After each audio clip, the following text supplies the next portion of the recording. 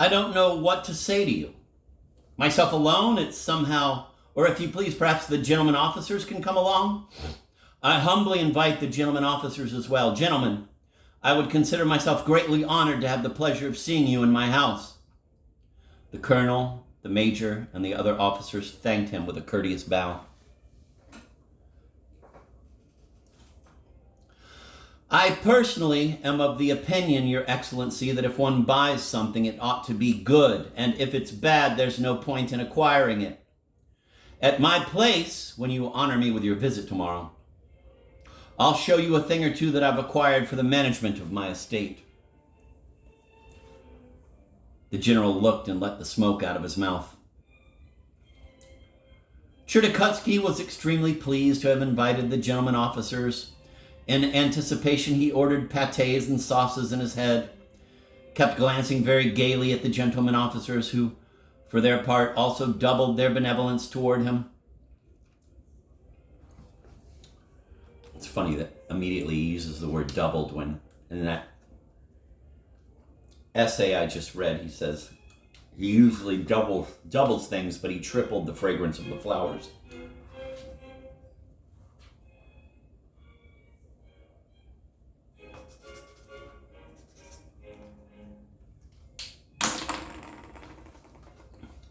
Also doubled their benevolence toward him, as could be noticed by their eyes and little gestures of a half-bowing sort. Chertokutsky's step grew somehow more casual, his voice more languid. It sounded like a voice heavy with pleasure.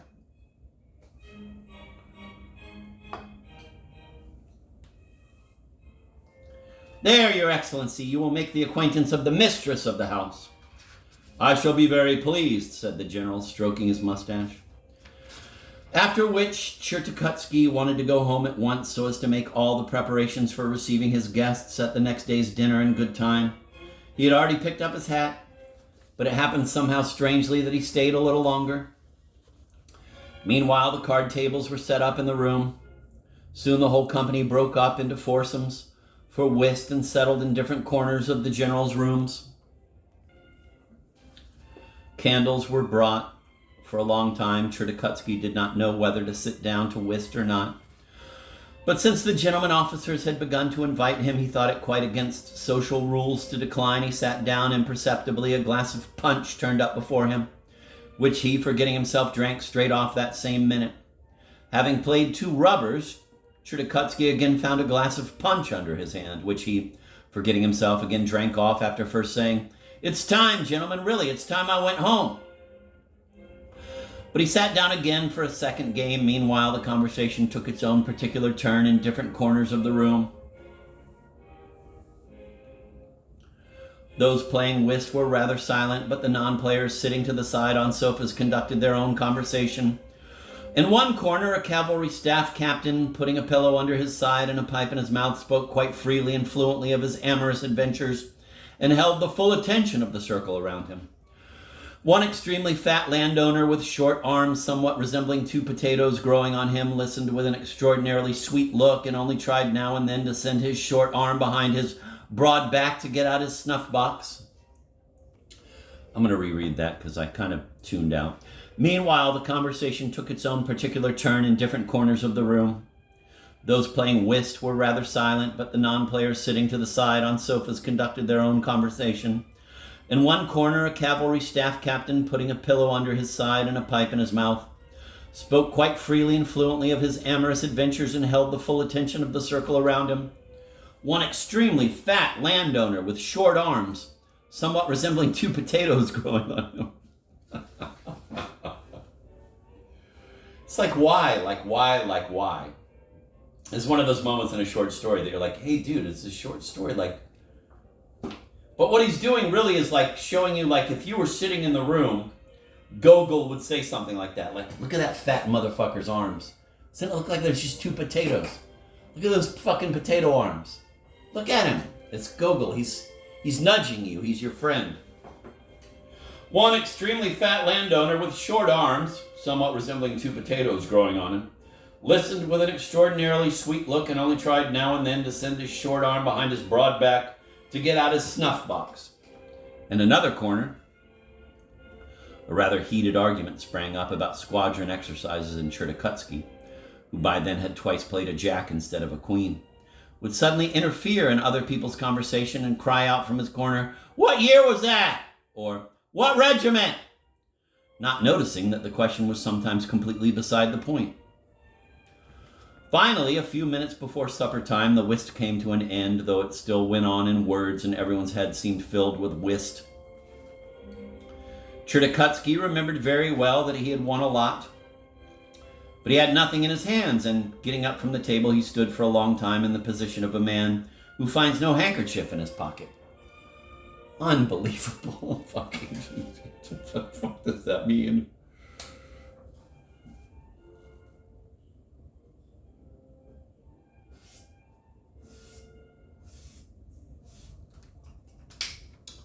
So had he been robbed? I'm going to repeat that sentence.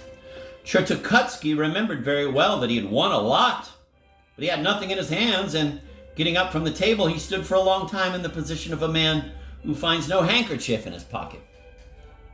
Meanwhile, supper was served. It goes without saying that there was no shortage of wines, and that Chertokutsky almost inadvertently had sometimes to fill his glass because there were bottles standing to right and left of him.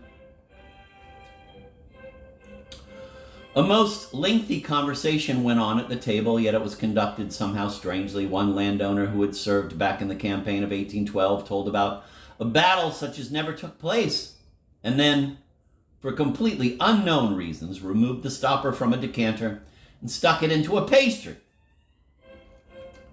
In short, when they began to leave, it was already 3 o'clock in the morning, and the coachman had to gather up some persons in their arms like shopping parcels.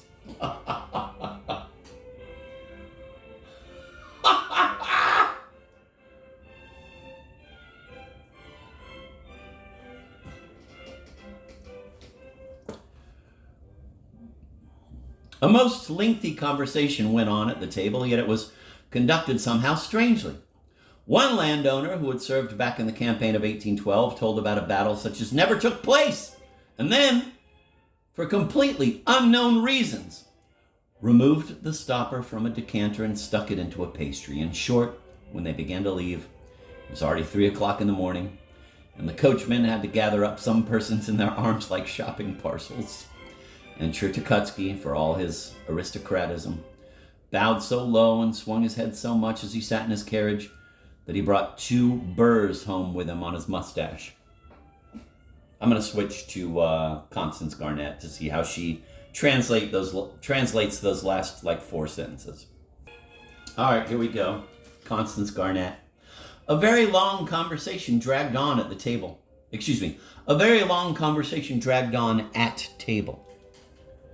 But it was rather oddly conducted. One colonel who had served in the campaign of 1812 described a battle such as had certainly never taken place, and then, I'm quite unable to say for what reason, took the stopper out of the decanter and stuck it in the pudding. In a pudding, not pastry. In short, by the time the party began to break up, it was 3 o'clock, and the coachmen were obliged to carry some of the gentlemen in their arms as though they had been parcels of groceries. And in spite of all his aristocratic breeding, Chertokutsky bowed so low and with such a violent lurch of his head as he got into his carriage that he brought 2 burrs home with him on his mustaches.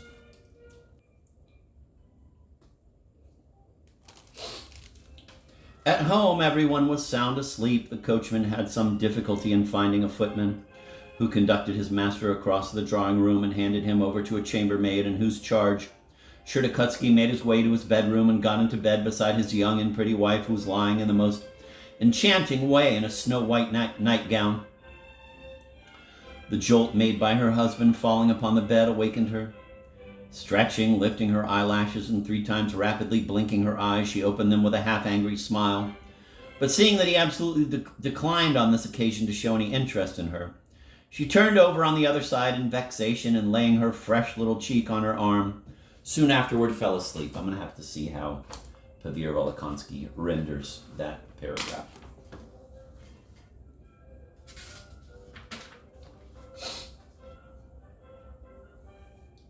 In the house, all was completely asleep. The coachman had great difficulty finding the valet, who brought his master through the drawing room and handed him over to the chambermaid, following whom Chertakotski somehow reached his bedroom and lay down next to his young and pretty wife, who was lying there looking lovely in her white as snow nightgown. The movement produced by her husband falling into bed woke her up. She stretched herself, raised her eyelashes, and quickly squinting 3 times, opened her eyes with a half-angry smile. What this half-angry smile is? It's in Constance Garnett, and it's in Paveer Volokonsky. What's a half-angry smile? Is it like, because she, I don't know. I don't even want to say.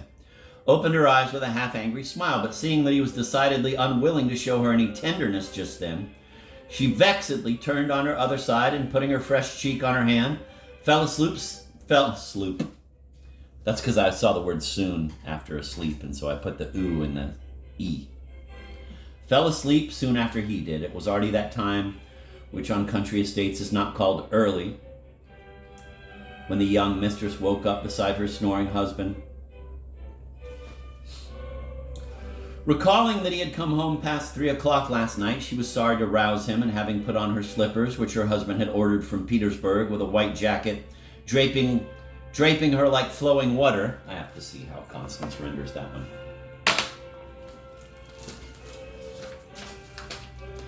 It was an hour which would not in the country be described as early that the young mistress of the house woke up beside her snoring spouse.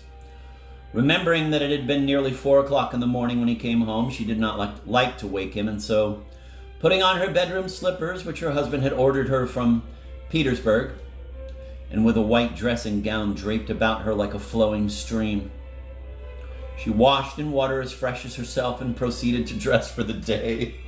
So beautiful. I want to see if he says water as fresh for herself in Paveer and Volokonsky. She went out to her dressing room, washed with water fresh as her own self, and approached the mirror. Glancing at herself a couple of times, she saw that she was not at all bad looking that day. This apparently insignificant circumstance made her sit for precisely 2 extra hours before the mirror. At last she dressed herself very prettily and went to take some fresh air in the garden. As if by design, the weather was beautiful then, such as only a southern summer day can boast of. The sun, getting toward noon, blazed down with all the force of its rays, but it was cool strolling in the dense shade of the alleys. And the flowers, warmed by the sun, tripled their fragrance. Unfucking believable. What a fucking king this motherfucker is.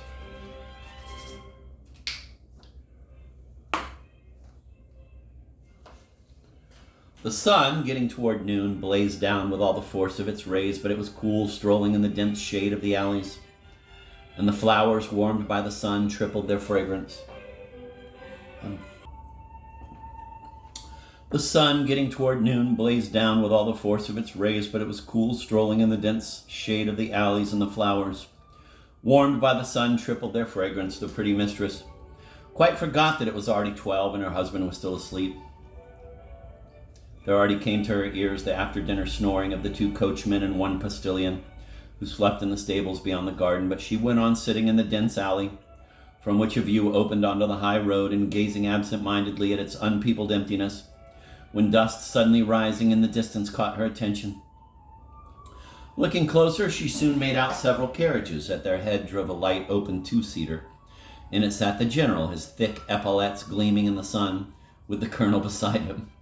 It was followed by another, a 4-seater. In it sat the major with the general's aide-de-camp and 2 officers on the facing seats. Following that carriage came the regimental droshky, known to all the world, owned this time by the corpulent major. After the droshky came a 4-place bon voyage, in which 4 officers sat holding a 5th on their lap. Behind the bon voyage, 3 officers pranced on handsome dapple bay horses. Can they be coming here? The mistress of the house thought. Oh my God, they've actually turned onto the bridge! She cried out, clasped her hands, and ran across flower beds and flowers straight to her husband's bedroom. I love it. She ran across flower beds and flowers. I mean, duh. It's the same thing.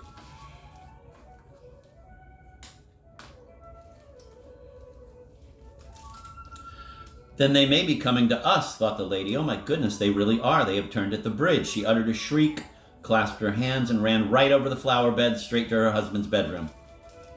It doesn't say the flower beds and flowers. He was sleeping like the dead. I'm going to stop going back to that one. He lay in a dead sleep. Get up, get up, get up quickly, she cried, pulling him by the arm. Ah?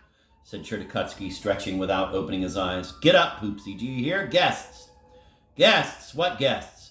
Having said which, he uttered a little moo like a calf feeling for its mother's teats with its muzzle. He grunted. Give me your little neck, Moomsy. I'll kiss you.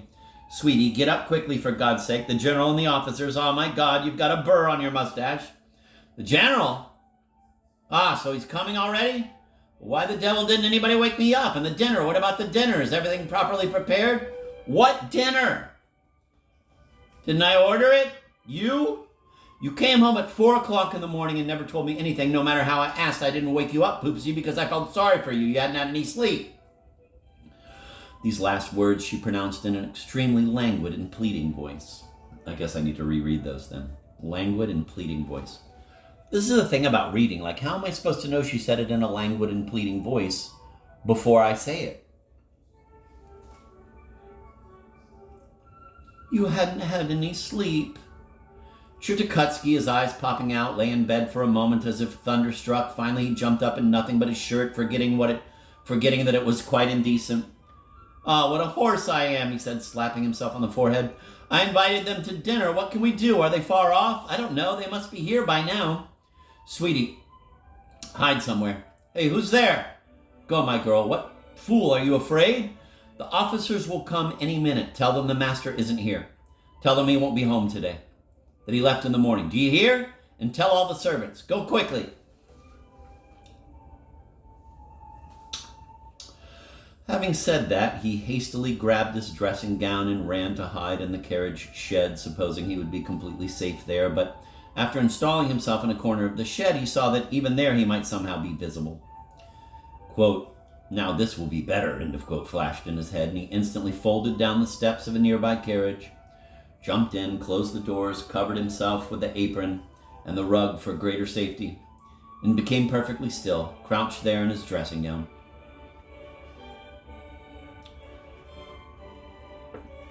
Meanwhile, the carriages drove up to the porch.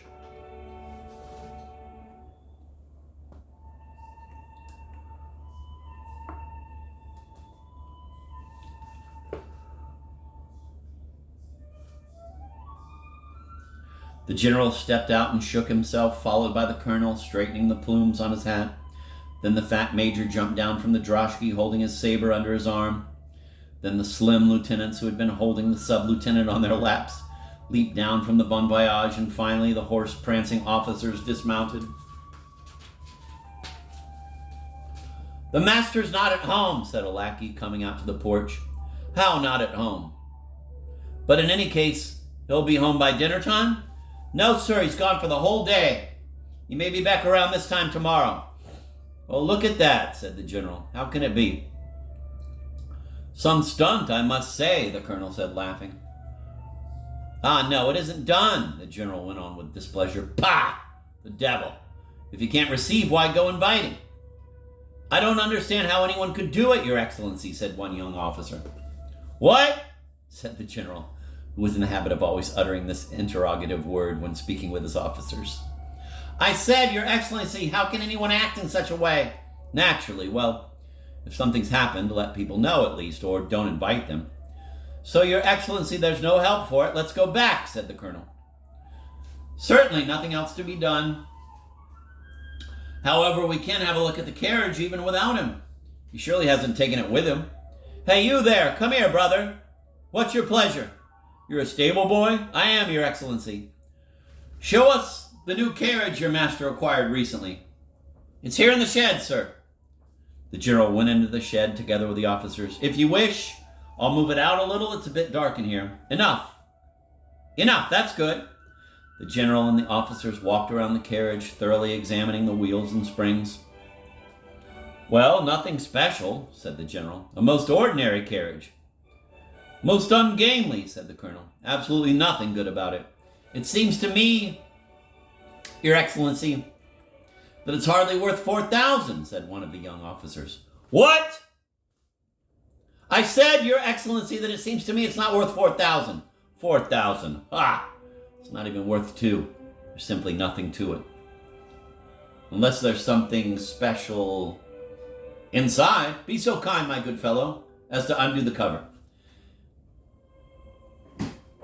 And before the officer's eyes, Chertokutsky appeared, sitting in his dressing gown and crouched in an extraordinary fashion. Ah, you're here, said the amazed general.